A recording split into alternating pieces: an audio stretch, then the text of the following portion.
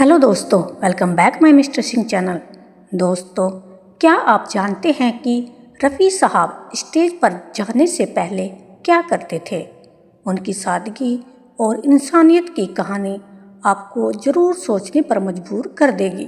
दोस्तों, आज हम आपको बताएंगे कि जब रफ़ी साहब स्टेज शो या किसी प्रोग्राम के लिए जाते थे तो वह सबसे पहले क्या करते थे। ऐसा नहीं था कि रफ़ी साहब सीधे स्टेज पर जाते और माइक पकड़कर गाना शुरू कर देते। स्टेज पर जाने से पहले वह भीड़ भाड़ से दूर एक साइड जाकर दोनों हाथ उठाकर दुआ करते। उनका मानना था कि उनकी असली आवाज़ और उनकी असली कामयाबी ऊपर वाले की देन है, इसलिए प्रोग्राम से पहले वह हमेशा दुआ करना नहीं भूलते थे। रफ़ी साहब कहते थे कि अगर ऊपर वाले की रहमत ना हो तो हुनर भी बेकार है। दुआ के बाद जब वह स्टेज पर कदम रखते तो उनकी आवाज़ में एक अलग ही सुकून होता। उनके साथी कलाकार बताते हैं कि जब रफ़ी साहब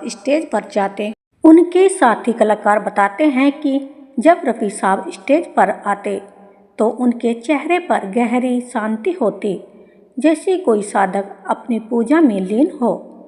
लाखों लोग तालियां बजाते, लेकिन उनका चेहरा हमेशा शांत और नरम रहता।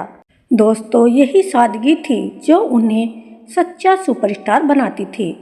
जितनी अद्भुत उनकी गायिका थी, उतनी ही उनकी इंसानियत भी बड़ी थी।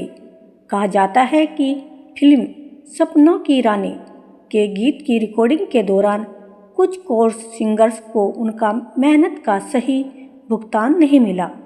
रफ़ी साहब ने तुरंत अपने हिस्से की फीस बांटकर उन्हें दे दी। उस दौर में जब हर कोई सिर्फ अपनी सफलता के पीछे भाग रहा था, रफ़ी साहब दूसरों की खुशियों के बारे में सोचते थे।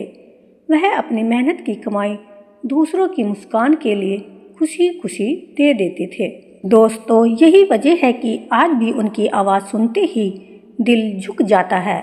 मोहम्मद रफ़ी साहब सिर्फ महान गायक नहीं थे, बल्कि एक ऐसी रूह थी जो आज भी अपने गीतों और इंसानियत के साथ हमारे बीच जिंदा है। रफ़ी साहब का गीत सुनते ही हमें न केवल उनकी आवाज़ याद आती है, बल्कि उनकी सादगी, नम्रता और दूसरों के लिए सोचने का तरीका भी याद आता है। दोस्तों, अगर आपको वीडियो पसंद आए तो लाइक करें, शेयर करें और चैनल को सब्सक्राइब करना ना भूलें। कमेंट में बताएं रफ़ी साहब का आपका पसंदीदा गीत कौन सा है।